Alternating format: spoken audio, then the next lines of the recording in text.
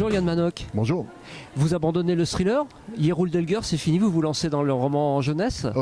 Yerul Delger, c'est pas fini parce qu'il y a le troisième à venir qui est prévu pour octobre 2016, qui est déjà écrit. Ça me rassure ça. Ça c'est fait, c'est écrit. La question c'est de savoir si ça sera à la fin d'une trilogie. Le suspense ça reste.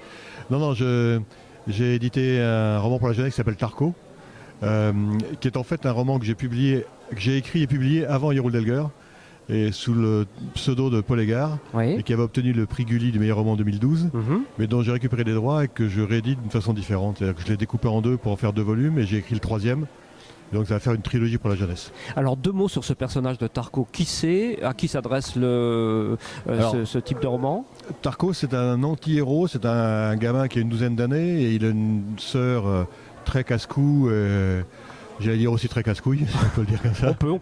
ça peut arriver. Qui le suit partout, et leurs parents sont archéologues, et leur avion, pas l'avion des parents, l'avion des enfants, les parents ont été enlevés, on ne sait pas trop par qui, les enfants sont rapatriés quelque part pour être mis à l'abri, et leur avion s'écrase dans la jungle amazonienne, et là commence toute une série d'aventures qui va les mener un peu partout dans le monde.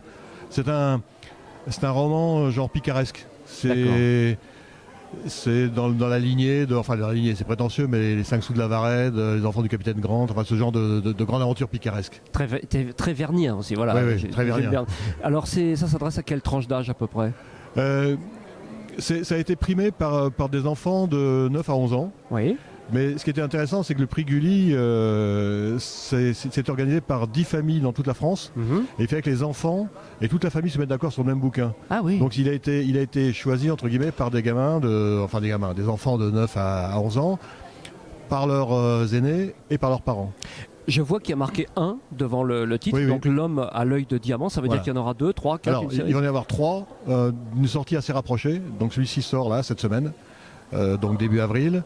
Le prochain sortira en octobre, et le troisième en avril, parce que en fait ce sont vraiment des suites. Oui. Donc c'est une vraie trilogie qui se suit, donc je les sors de façon très courte pour qu'on n'ait pas trop longtemps à attendre.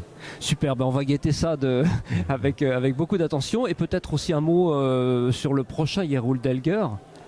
Alors le prochain, donc celui qui est écrit, qui sera le troisième, que dire? Le premier Yerul Delger, c'était Yerul Delger, le héros face à son pays, les transformations de son pays, etc. Le deuxième, c'était la colère de Yerul Delger. Il était en colère d'être en colère. C'est-à-dire qu'il était en colère de voir ce que devenait son pays, il était en colère de ne pas pouvoir se maîtriser. Ouais. Le troisième, c'est l'aboutissement de tout ça. Donc ça peut aussi bien être une fin brutale qu'une fin suspendue.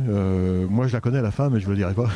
Bien entendu, on va guetter ça également. Merci beaucoup à vous, et puis on vous souhaite un excellent salon, puisqu'on est au week-end noir à Neuilly-Plaisance. Merci beaucoup Yann Manoc. Très beau salon, merci beaucoup.